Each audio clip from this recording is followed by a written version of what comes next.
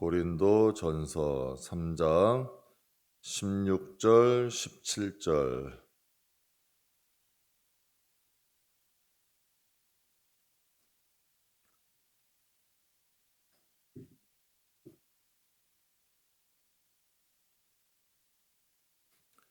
신약성경 266페이지 고린도전서 3장 16절 17절 말씀 우리 다 찾으셨으면 함께 봉독하겠습니다. 너희는 너희가 하나님의 성전인 것과 하나님의 성령이 너희 안에 계시는 것을 알지 못하느냐. 누구든지 하나님의 성전을 더럽히면 하나님이 그 사람을 멸하시리라. 하나님의 성전은 거룩하니 너희도 그러하니라. 아멘. 의사들은 사람의 몸이 소우주와도 같다고 합니다. 각각의 직업대로 사람의 육신을 여러 가지 모양으로 비유를 하죠. 근데 하나님은 우리가 하나님의 성전이다 라고 말씀을 하고 있습니다. 저는 저와 여러분이 이런 지식들이 전혀 어색하지 않게 깨달아지고 그것들이 또한 이들이 깨달아지고 또 이것이 여러분과 저 가운데 이루어질 수 있는 좀 성숙한 성도들, 생소한 분들도 있을 거고, 그래 맞아 우리가 성전이지 하나님이 거하시는 곳이고 성령이 거하시는 곳이고 말씀이 일하시는 것이고, 여러분 한 사람의 영혼에 2,000마리의 마귀가 들어갈 수도 있어요. 그럼 반대로 얘기하면 하나님의 영들이 들어올 수도 있고, 그래서 겸손도 영이에요. 순종도 영이에요. 온유한 것도 영이에요. 사람이 변하는 거예요. 하나님의 겸손의 영이 들어오면 교만했던 사람도 겸손해져요. 바울과 같은 사람이 얼마나 교만한 사람이에요. 여러분 모세와 같은 사람 얼마나 다혈질이에요.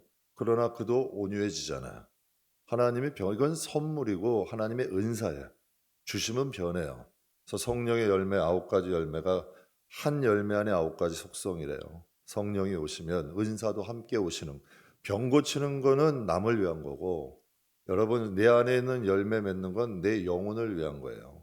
그러니까 열매를 더 사모해야 돼요. 이 은사가 더 큰 거예요. 그러니까 저와 여러분에게 우리는 하나님의 성전이다 이러면 이게 무슨 말씀이지? 그래서 예수님이 당신이 생명의 떡이다 그랬더니 오병이어의 기적의 떡은 먹고 막 환호하고 얼마나 기뻐해요. 근데 예수님이 오병이어의 떡을 먹고 정말 환호했던 사람들에게 내가 떡이다 라고 하니까 그들이 못 알아듣는 거예요. 어렵다. 저가 무슨 말을 하는 것이냐. 그러니까 하나님은 우리에게 영적인 말씀을 하시는 건데 그들은 육적인 떡은 아는데 생명의 떡은 모르는 거예요. 육신이 먹으면 배부른 건 알아. 그런데 영혼의 말씀을 먹으면 영이 배부른데 그 영이 배부른 걸 느끼지 못해.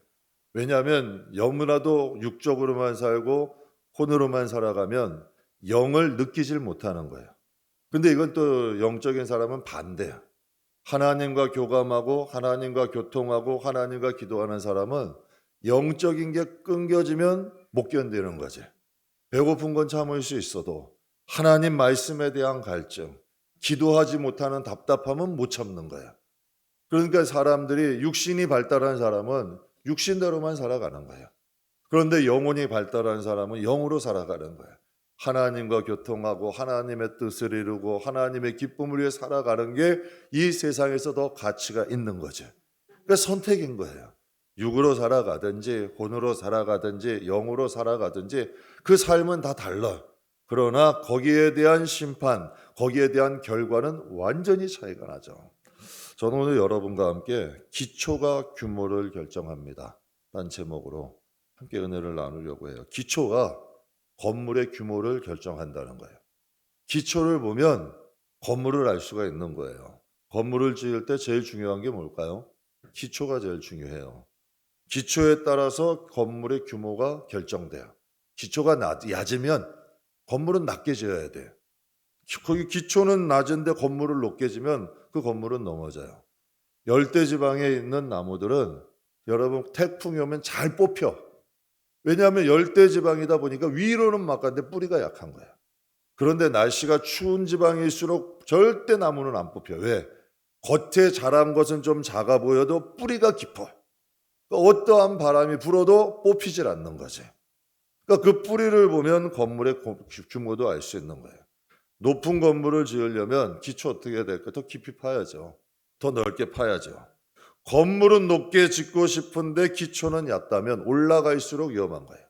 신앙의 뿌리가 좀 든든하고 튼튼해야 하나님이 큰 집도 지으실 수가 있는 거예요. 그래서 신학교 때 그래요.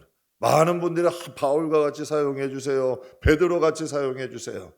근데 한 번은 어떤 분께 그랬대요. 내가 바울이 걸어간 길, 베드로가 걸어간 길을 걸 수 있느냐. 정말 여러분 물질의 축복 감당할 수 있겠어요, 여러분? 그 물질 잘못 받으면 사람은 쉽게 변해요. 쉽게 이상해져요.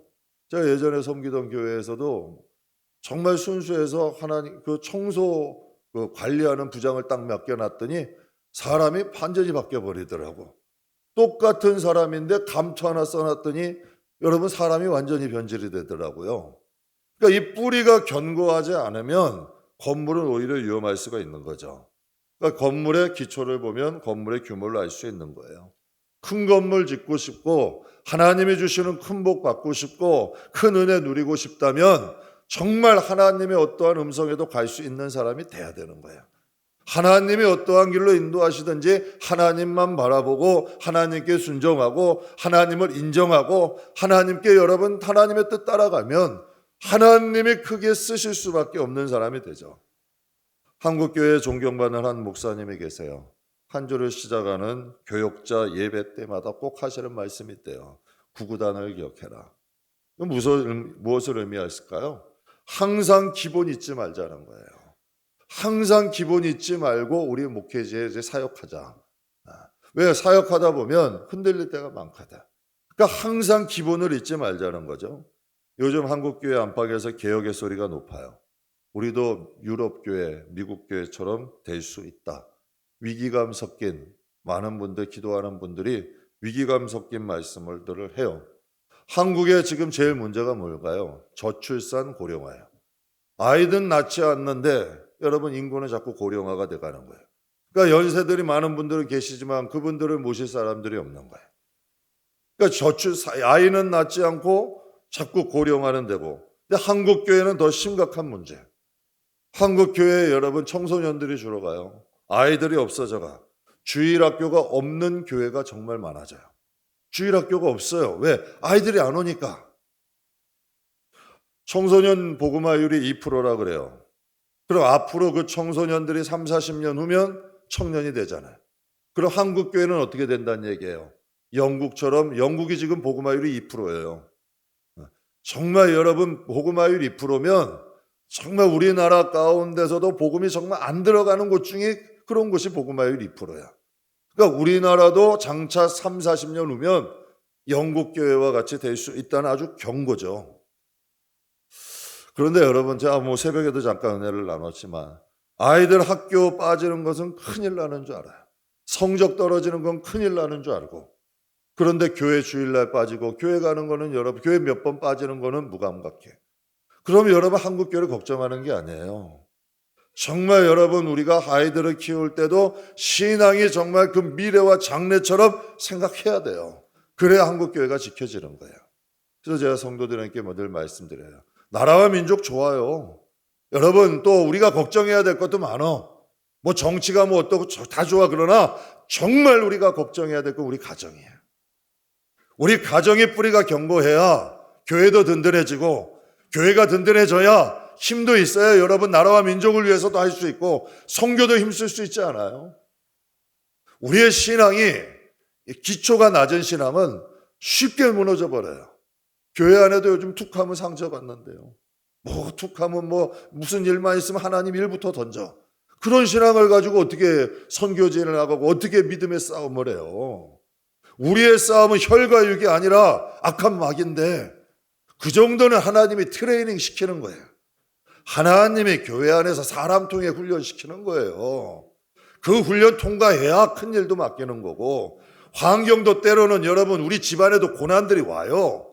그것 통하여 우리가 단련되면 하나님이 어떤 곳에 던지셔도 일을 해낼 수가 있는 거예요. 어떻게 여러분 훈련 없이 사람이 성장하겠어요? 제가 교회 식구들에게 감사한 게 있어요.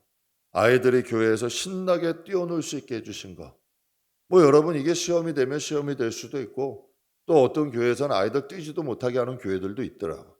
근데 아이들 신나게 뛰어놀 수 있게 하시고, 아이들이 그러니까 교회를 좋아하게 되는 거예요. 어른들의 배려가 있으니까 아이들이 그런 말을 해요. 교회가 집같이 편하게 생각을 해. 이게 얼마나 좋은 일이에요. 교회가 삶에 익숙해지니까. 여러분, 교회 한번 다녀보세요. 아이들이 수요 예배 금요일 나온다? 이건 엄청난 일이에요.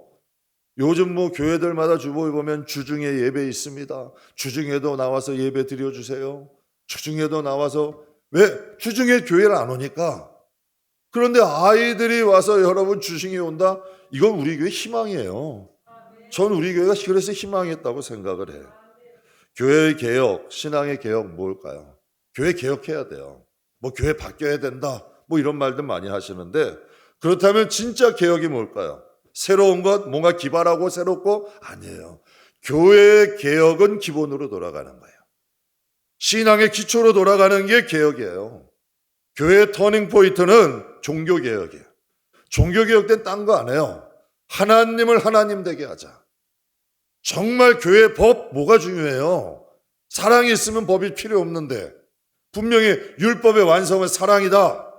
하나님이 하나님을 하나님 되게 하면, 주의 종도 하나님 경외하고 중진이나 성도도 하나님 경외하면 교회는 자연히 평안하죠. 왜 법법이 드러나고 법이 안 되니까 또 사회법 가고, 교회가 그러니까 오히려 엉망이 되잖아요. 교회의 개혁은 다른 게 아니라 기본으로 돌아가면 돼. 저와 여러분에게 하나님이 하나님 되면 돼요. 하나님이 정말 주인 되고, 오직 믿음, 오직 성경, 오직 은혜. 종교개혁 때 딴 거 없었어요. 그냥 오직 이거 한 거야. 그 당시에 법이 얼마나 많았어요. 그 당시에 여러분 얼마나 권력이나 힘도 많았고, 얼마나 여러분 교회 권력이 얼마나 세면 임금도, 나라의 왕도 세울 정도였어.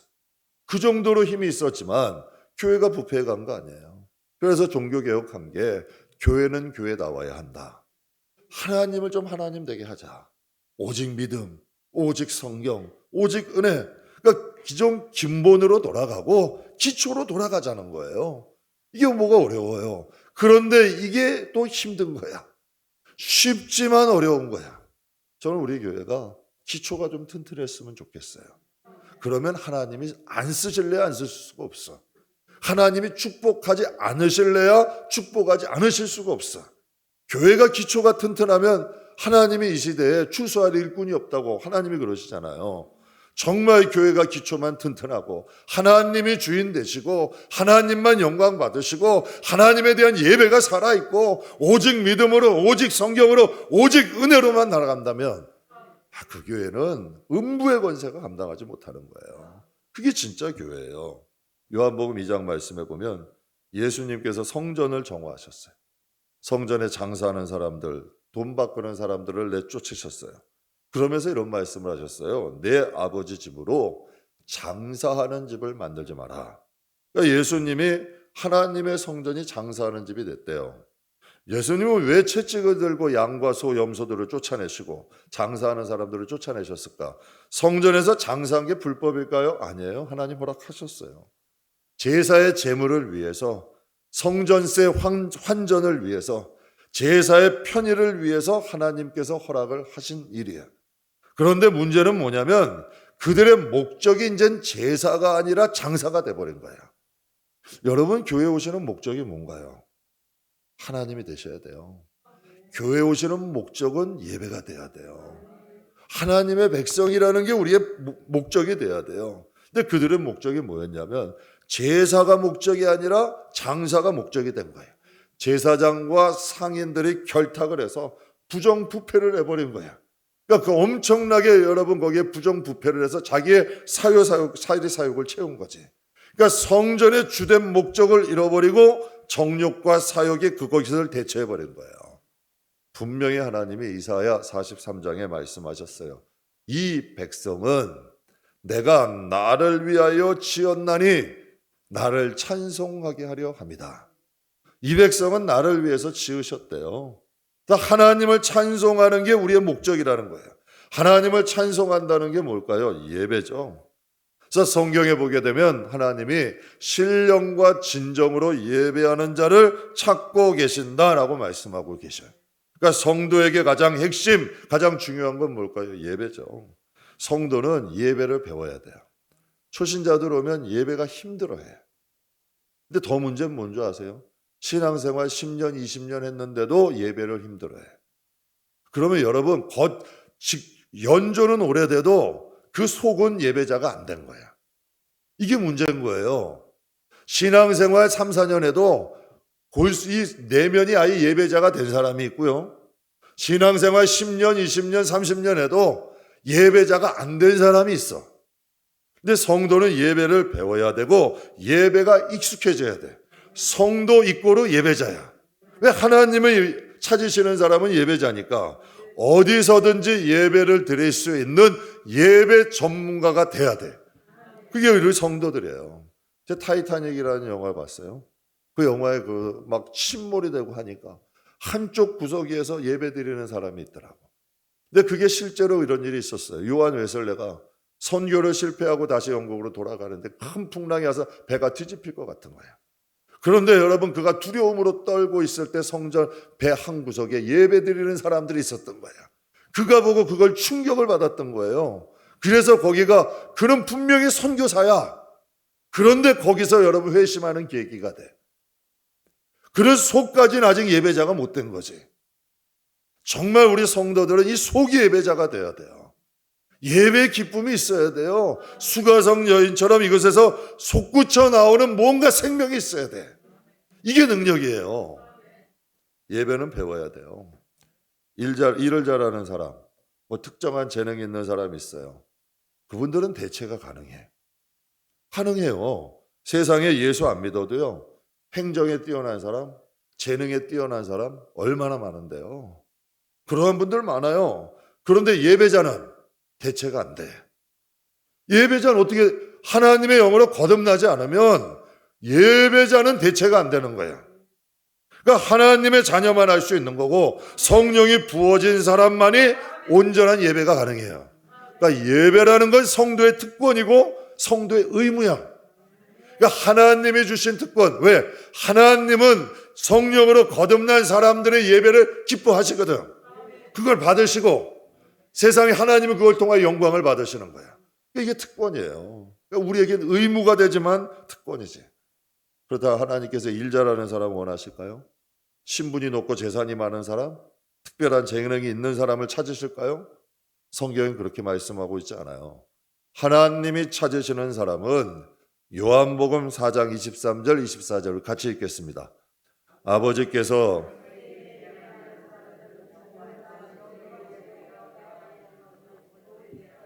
아버지께서 자기에게 이렇게 예배하는 자들을 찾으시느니라.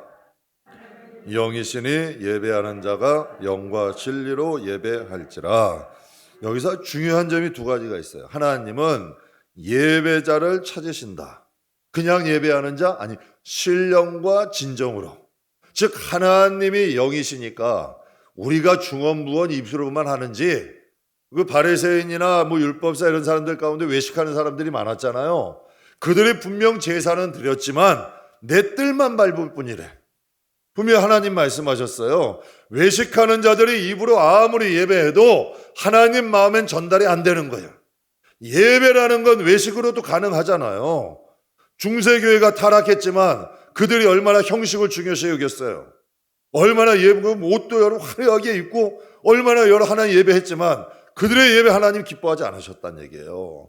진정한 예배는 영으로 드려야 돼. 하나님은 영이시기 때문에 성령 안에서 하나님의 임재 가운데 드리는 예배가 하나님 마음에 닿게 되는 거고 하나님 나라에 이르게 되는 거고 하나님이 기뻐하시는 거예요. 성도는, 하나님 자녀는 하나님과 영적으로 교통할 줄 알아야 돼요. 여러분, 부모 자식이 소통이 되잖아요. 마찬가지로 하나님과 하나님 자녀의 소통이 있어야 돼. 하나님을 아버지라 부르는 것도 어색한 분이 있어요. 하나님 앞에 기도하는 게 왜 힘들어요? 하나님과 관계가 어색한 거예요. 하나님과 친밀하면 기도는 자연스러운 거예요. 정말 마음 아프고 괴로운 일 있으면 누구한테 전화해요? 이 내 마음을 받아줄 수 있는 사람 찾을 거 아니에요. 근데 정말 하나님의 자녀는 마음 아프고 고통스러운 일 있으면 어떻게 해요? 교회부터 가잖아요. 옛날 우리 선진들 얼마나 살기 어려웠어요. 그러니까 그분들이 항상 한 일이 뭐예요? 정말 예배 예전에는 진짜 철야로 드렸어요. 얼마나 예전에 바빠요. 그런데도 예배가 철저했어요. 그것도 모자라서 시간 남으면 기도원 찾아 올라가는 거야. 하나님과 그만큼 가까웠다는 얘기예요. 기도하는 사람들이 적어진다는 건 하나님과 관계가 멀어진다는 거예요. 예배가 점점 짧아지고 예배가 점점 간소화된다는 건 하나님과의 관계가 멀어진다는 거예요. 이게 그 증거가 돼버리는 거예요. 사랑하는 성도 여러분, 말씀과 기도로 영적인 교통과 교감이 이루어져야 우리 영혼이 건강해져요. 육신도 좋은 거 먹어야죠. 운동해야죠. 그러면 육신이 건강해지잖아요. 영혼이 어떻게 건강해지겠어요? 분명히 하나님은 말씀과 기도를 통하여만이 우리의 영이 자라. 믿음이 생겨. 하나님을 닮아갈 수 있고 하나님의 여러분 은혜를 받을 수 있는 거예요. 그러니까 말씀과 기도로 적어도 성도라면 말씀으로 하나님과 교통을 할 줄 알고 기도로 교감이 이루어질 줄 알아야 그래도 하나님 앞에 건강한 영혼이라는 거지. 근데 기도도 안 돼, 말씀도 들리지 않아, 깨달아지지 않는다면 그만큼 그 영이 상태가 안 좋다는 거예요.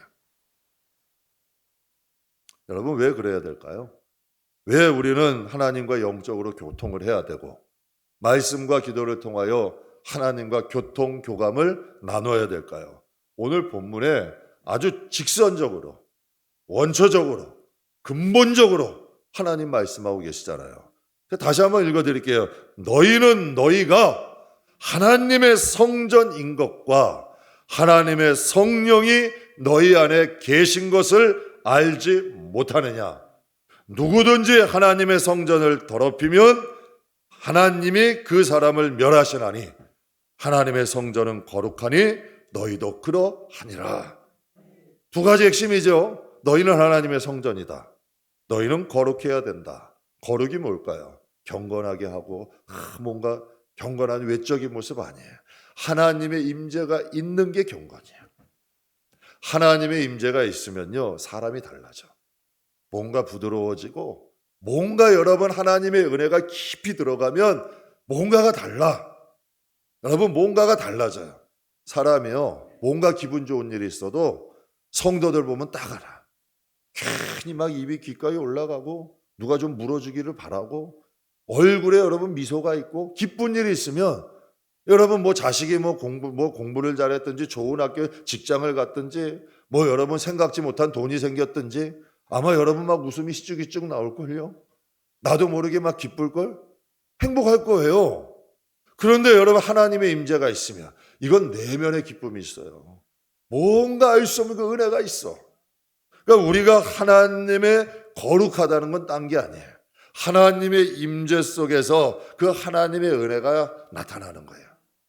그리고 하나님의 성전은 뭐냐면 하나님이 임재하시는 집이라는 거죠. 근데 하나님의 성전은 거룩한데 너희가 더럽히면 그 사람을 멸하시리라.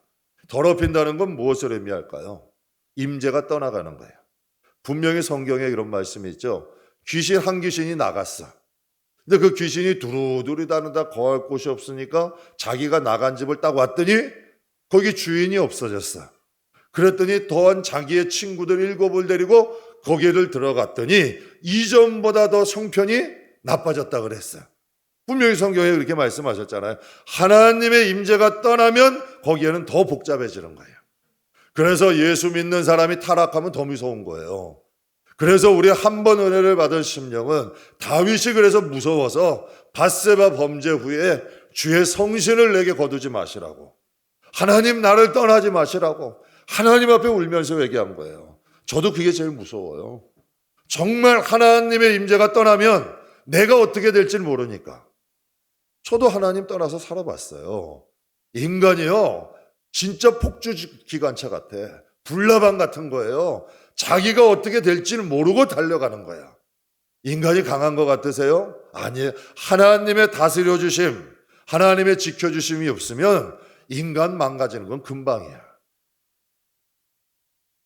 하나님이 그래서 말씀하시는 거예요. 너희가 하나님의 성전인 것과 하나님의 성령이 너희 안에 계시는 것을 알지 못하느냐. 그러니까 너희는 하나님의 성전이니 거룩하니 하나님의 성전은 거룩하니 너희도 그러하니라. 늘 하나님 임재 속에 살기 위해. 그래서 거듭남이라는 것은 말씀드렸어요. 한 번의 거듭남이 아니라 우리는 날마다 새로워져야 돼요. 그래서 오늘 본문 한 말씀을 통해서 우리가 하나님의 성전이고 우리 안에는 항상 하나님의 말씀과 기도와 찬양이 살아있는 영혼이 될 수 있는 저와 여러분이 되게 주의 이름으로 축복합니다. 여러분, 성전에 가장 필요한 게 뭘까요? 여러분이 앉아있는 의자, 요즘 강대상, 마이크 시설, 아니면 많은 사람? 아니에요. 성전에 가장 필요한 건 하나님의 임재예요. 사과 박스 놓고 드려도 하나님의 임재가 있으면 뜨거워요. 신문지 깔아놓고 드려도 하나님의 임재가 있으면 거긴 영광이 있는 거예요. 사람이 아무리 많아도 냉랭한 곳이 있고요. 여러분 두세 사람만 모여도 뜨거운 곳이 있어요. 그러니까 성전의 가장 중요한 것은 하나님의 임재죠. 임마누엘 하나님, 하나님이 함께 하셔야 성전이에요. 어떤 분들, 성도들 가운데는 교회는 다 똑같죠 이런 분들 말씀하시는 분들 간혹 들어봐요. 그 영적 무지에서 나오는 이야기예요. 여러분, 교회가 하나님이 다 계신다? 그건 영적으로 좀 무지에서 나오는 소리예요. 계시록에 여러분 계시록 말씀을 보고 신약 성경의 말씀 보면은 하나님의 임재가 떠나는 교회도 있고요. 하나님이 함께 하시는 교회도 있어요.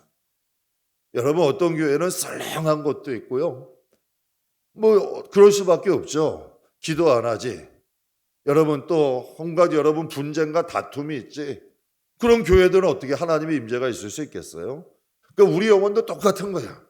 하나님이 임재할 수 있는 환경을 만들어야지. 늘 하나님을 환영하고 소망하고 늘 세상 것 좋아하고 다툼과 분쟁과 판단과 정죄와 미움과 이러한 것들이 가득하면 어떻게 하나님의 임재가 임해요? 하나님의 임재가 임할 수가 없는 거죠. 그러니까 여러분, 교회는 다 교회 똑같지 않아요. 그래서 우리 개척 때부터 기도한 거예요. 전 그게 소망이 돼요. 하나님의 성령이 함께 하시는 교회, 하나님의 임재가 있는 교회. 우리 영혼도 기도해야 돼요. 그래서 제 맨날 하나님 앞에 우리 성도들 왜 이렇게 기도할 때 하는 거 다른 거 없어요. 하나님, 영혼은 아름답게, 육신은 강건하게. 왜? 영혼이 아름다워야 하나님이 임하시니까. 육신 아무리 분칠하고 화장하면 뭐예요? 영혼이 엉망이면. 영혼이 아름다워야지. 영혼이 아름답고 건강한 게 진짜 중요한 거예요. 그래야 하나님의 임재도 있고 하나님의 역사도 일어나는 줄 믿습니다. 데살로니가전서 5장에 보면 이런 말씀이 있어요. 성령을 그럼 무슨 말씀이에요? 성령을 소멸할 수 있다는 거예요? 없다는 거예요? 하나님의 임재가 떠날 수 있다는 거예요? 없다는 거예요? 아까도 말씀드렸죠. 다윗이 밧세바 범죄할 때 주의 성신을 내게서 거두지 마십시오. 왜? 다윗은 알았던 거고. 자기가 인생을 살아오면서 하나님의 도움 없이는 살 수 없다는 걸 다윗은 뼈저리게 느낀 거예요. 여러분, 하나님이 사울을 사랑하셨잖아요. 사울도 예언을 했어요. 사울도 겸손했어요. 왕이 되는 2년 만에 변했죠. 근데 어떻게 됐어요? 사울이 불순종하니 여호와의 하나님의 영은 떠나시고 뭐가 왔다 그랬어요? 악신이 왔다 그랬어요. 하나님 앞에 불순종하고 살아가니 하나님의 영은 떠나가시고 또 오히려 악신이 오고 그를 번뇌케 만든 거예요. 요한계시록에 보면 초대교회 중에 아주 대표적인 교회가 예배석 교회예요. 예배석 교회가 아주 대표적인 교회인데 하나님께서 계시록 2장 5절에 예배석 교회에 이렇게 말씀하세요. 우리 같이 한번 읽겠습니다. 그러므로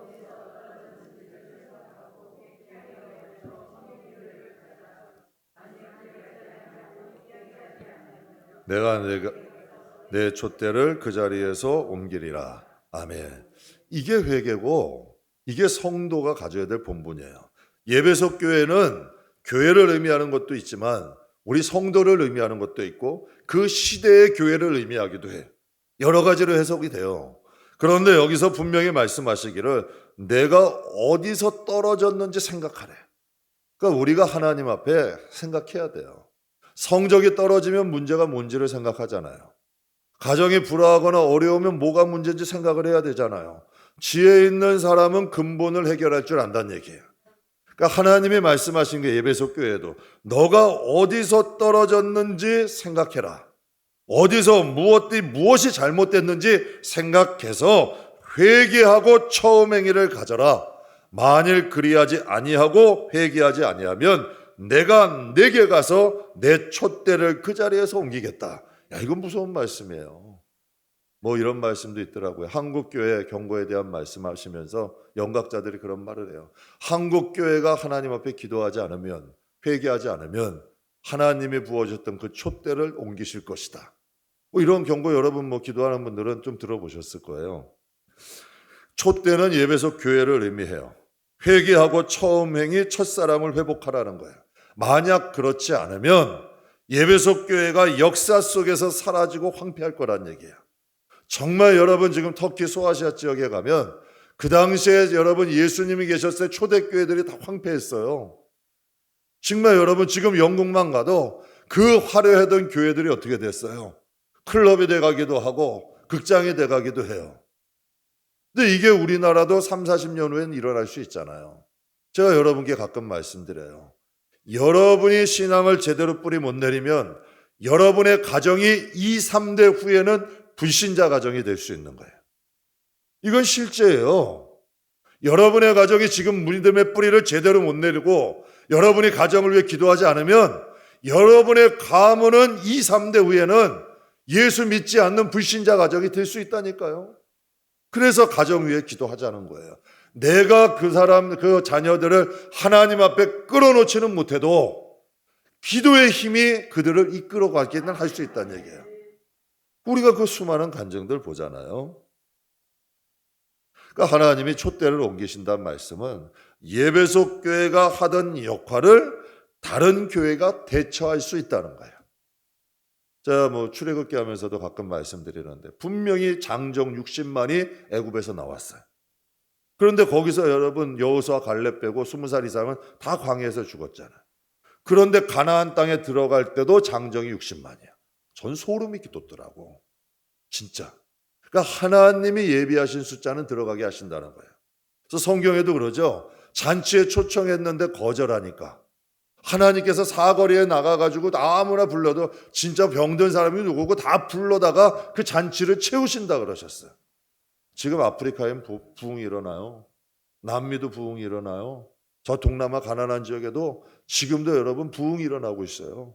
조건도 좋지 않아요. 선교지에 가면 그들은 여러분 정말 하나님 뜨겁게 예배하는 곳이 얼마나 많은데요. 우리가 하나님 앞에 예전에 60, 70년도에 드렸던 그 예배가 지금 그곳에서 뜨겁게 예배 드려지는 거예요. 지금 형식으로 치우쳐가는 예배 하나님 기뻐하지 않아요. 정말 기뻐하는 예배는 하나님께 영으로 드려야 돼. 정말 이 마음으로 드리는 예배를 하나님께 그게 하나님의 양식이야. 하나님의 기쁨이고 그걸 통하여 우리가 또 하나님과 교감함으로 우리가 이 세상에서 하나님 천국의 기쁨과 행복을 누리며 살아가는 거죠. 요한복음 1장에 이런 말씀하십니다. 영접하는 자, 그 이름을 믿는 자에게는 하나님의 자녀가 되는 권세를 주셨으니. 전 그렇게 생각해요. 하나님의 자녀는 권세예요. 돈으로 바꿔서 돈으로도 바꿀 수 없는 거고 세상의 어떤 명예로도 바꿀 수 없어. 저는 그렇게 생각해요. 하나님의 자녀의 권세를 주신 것만도 저는 감격스러워요. 정말 이게 얼마나 큰 복인데요. 내게 믿음을 주셨다는 건 놀라운 축복이야. 하나님을 아버지라 부르고 정말 저도 이게 목회할 수 있는 용기 주신 것도 감사하고요. 이 세상에서 어디를 가도 그리스도인으로 살게 하신 것이 감사해. 내가 장차 하나님의 나라의 왕 같은 제사장, 거룩한 백성, 하나님 앞에 여러분 선택받은 하나님의 자녀로 쓸 수 있다는 건 이건 정말 상상할 수 없는 은혜죠. 당연히 여러분 이 세상 사는 동안 하나님 자녀답게 살아야죠. 믿음은 선택이에요. 믿음을 주셔도 장롱 밑에다가 감추어 두었다가 주일날만 들고 나오는 분들이 있어.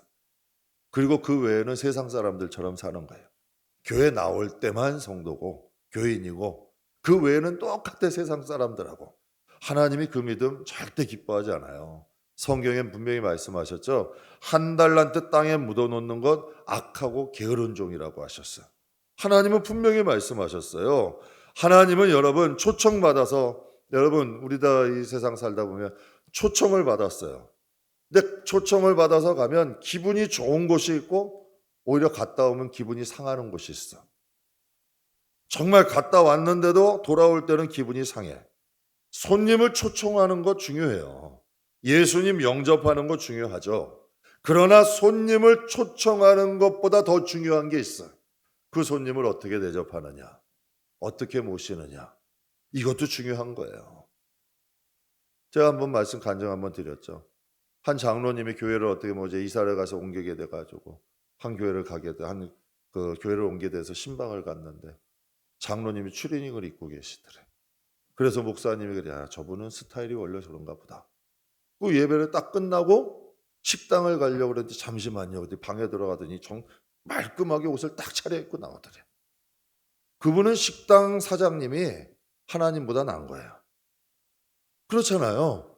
식당 사장님이 예배 보는 거 아니에요. 신방도 하나님 모시고 성령 안에서 예배 드리는 거야. 바지 좀 구겨져도 하나님께 제대로 입고 예배 드려야죠.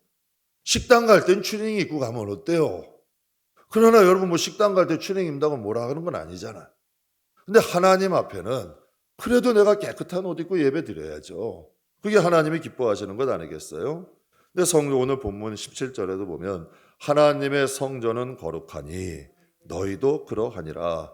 예수를 영접하는 것 중요해요. 하지만 영접하신 그 주님을 여러분이 지금 어떻게 대우하고 계시냐는 얘기야. 여러분 안에 계신 그 주님, 그 하나님, 그 성령님을 어떻게 대접하느냐가 중요해요. 그래서 성경에 하나님이 말씀하신 거예요. 나를 존중히 여기는 자를 나도 존중히 여기겠다. 그리고 하나님은 외모를 보시지 않고 뭘 보신다? 우리의 중심을 보신대요. 그래서 그 예배를 기뻐하시는 거예요. 신앙은, 개혁은 항상 기본으로 돌아가는 거예요. 그래서 제가 신학교 배울 때도 항상 주의 종 눈에는 눈물이 마르면 안 된다. 항상 교만 조심하고 탐욕 조심하고 음란 조심해라. 그런데도 여러분 목회를 몇십 년 하고 정말 하나님께 능력을 행하는 분들도 다 이 세 가지로 넘어져. 세 가지 중 하나로. 왜 그럴까요? 기본. 항상 기본으로 가야 되거든. 성도가 많건 적건 항상 여러분 이 기본 세 가지. 내가 목회를 몇 년 했건 상관없이 항상 기본을 가지고 있어야 돼. 그게 우리 성도들이에요. 항상 우리가 하나님 앞에 하나님이 정말 내게 하나님 되는가? 내가 정말 오직 예수, 오직 믿음, 오직 은혜, 오직 성경, 내가 이거 안에서 살아가고 있는가? 진리는 복잡하지 않아요. 신학을 하라고 하지 않아요, 여러분. 여러분이 신학할 필요가 뭐가 있어요? 신학 교수할 게 아닌데. 물론 신학을 어느 정도 알아야 하나님 앞에 바른 목회 이상한 말 안 하겠죠. 그러나 우리가 정말 해야 될 것 진리는 단순하잖아. 복음서가 뭐가 어려워요? 그 예수님의 말씀이 어렵지 않아. 근데 지키기는 조금 힘들어. 그러나 하나하나 하나님이 다 지키래요? 우리가 하나하나 지켜가다 보면 성령이 우리를 이끌어 주시잖아요. 말씀 안에 하나하나 지킬 수 있도록 정말 우리를 기가 막히게 인도하셔. 마태복음 8장의 말씀에 여우도 굴이 있고 공중의 새도 거처가 있으되 인자는 머리 둘 곳이 없다. 참 제 이 말씀 읽을 때마다 찔림이 되고 마음 아픈 말씀 중에 하나예요. 정말 내가 주님을 모시고 싶은 마음이 있는지, 교회 생활은 오래 하고 여러분 여러 가지 문 하는데 정말 내가 주님을 모시고자 하는 간절함이 있는지, 주님을 모시기 위해서 힘쓰고 있는지, 정말 주님의 뜻대로 살려고 노력하고 있는지, 이거 우리가 돌아봐야 돼요. 이게 기초야. 이게 기초고 이게 기초가 돼야 돼요. 에녹은 하나님과 300년을 동행했대. 짧은 한 구절의 말씀인데요. 거기에 다 들은 거야. 쉽지 않아요. 주님과 동행한다. 주님이 때로는 나보다 빨리 가실 때도 있고요. 때로는 늦게 가실 때도 있고요. 내 생각과 정반대로 가실 때도 있어. 그러나 우리가 항상 주님을 존중하고 주님을 모시고 주님과 함께 갈 수 있는 신앙, 이 기초가 튼튼한 신앙 위에 하나님은 여러분 하나님의 성전을 건축하는 거예요. 그리고 하나님의 영광을 나타낼 수 있는 믿음의 사람이 되는 거죠. 우리가 기초만 튼튼히 한다면 하나님이 그 위에 얼마든지 세우실 수가 있는 거예요. 1851년 홀만 헌터가 그린 문을 두드리신 예수님 사진, 여러분 잘 아시죠? 근데 그 예수님께서 문을 두드리시는데 문고리는 없어. 그러니까 우리가 마음문을 열어야 돼요. 그때 주님이 들어오실 수가 있는 거죠. 사랑하는 성도 여러분, 우리가 신앙생활 오래 하셔서 물론 수요 예배 나오실 정도면 저와 여러분 신앙은 그래도 하나님이 인정하신 신앙이라는 거 저도 알고 있습니다. 그러나 우리가 항상 기초 돌아봅시다. 기초가 규모를 결정하는 거예요. 항상 신앙의 기초를 돌아보고 하나님과의 관계를 돌아볼 줄 아는 저와 여러분이 되길 주의 이름으로 축복합니다. 개혁은 날마다 이루어져야 돼요. 새로운 게 아니라 관역을 빗나간 것을 다시 새롭게 하는 거예요. 선진들의 신앙처럼 창조하셨을 때 그 아담의 모습처럼 우리가 항상 우리의 자신을 잘 점검할 수 있는 저와 여러분 되기를 주의 이름으로 축복합니다. 말씀 마무리하겠습니다. 기초를 무시한 건물은 부실공사예요. 위험해요. 외형 화려하게 하지 말고 기초를 먼저 튼튼하게 할 수 있는 저와 여러분 되길 주의 이름으로 축복합니다. 하나님이 쓰시는 사람은 기초가 튼튼한 사람이에요. 금그릇 은그릇이라고 쓰시는 분이 아니라 하나님은 깨끗한 그릇 쓰신대. 즉 기초가 튼튼한 그릇. 제가 우리 교육 전도사 때 동기들하고 산에 올라가서 정말 경쟁하듯이 한 기도가 있어요. 하나님 저를 연단해 주세요. 너무 부족하니까 진짜 그 기도 겁도 없이 했는데 진짜 연단이 쉽지는 않더라고. 하나님 앞에 근데 그런 기도했어요. 하나님 저희를 좀 연단해 주세요. 하나님이 연단하셔서 하나님이 쓰실 수 있는 그릇 되게 해주세요. 근데 그 길이 쉽지는 않은데요. 연단이 되고 나면 정말 하나님만 드러나게 될. 그러니까 하나님이 쓰시는 사람은 잘 연단을 하셔. 또 쓰시는 사람은 훈련도 하시고. 그래서 그 기초를 보면 장차 하나님이 어떻게 사용하실지가 보이는 거지. 그래서 성도들 가운데도 하나님이 연단하실 분들이 있으면 제가 말씀은 안 드려도 주목해요. 가만히 살펴보는 거야. 그리고 기도하죠. 또 중보기도 해. 그리고 또 하나님을 또 이제 어디 외부에 나가게 되면 또 간증해요. 하나님이 이렇게 연단하시고 훈련시키시더니 하나님이 쓰시더라고요. 하나님이 이렇게 역사하시더라고요. 기초가 튼튼하면 하나님이 세우시는 거야. 기본으로 돌아갑시다. 습관, 관행, 나쁜 건 배우기 쉬워요. 근데 나쁜 거 배우지 마세요. 그냥 오직 성경, 오직 믿음, 오직 은혜로 하나님을 하나님 되게 하고 예배가 삶이 되고 신령과 진정으로 정말 예배를 예배답게 드릴 줄 아는 성도, 그래서 신앙의 개혁을 통하여 항상 기본 잊지 않고 신앙의 기초를 튼튼하게 세우는 저와 여러분이 다 되시기를 주의 이름으로 축복합니다.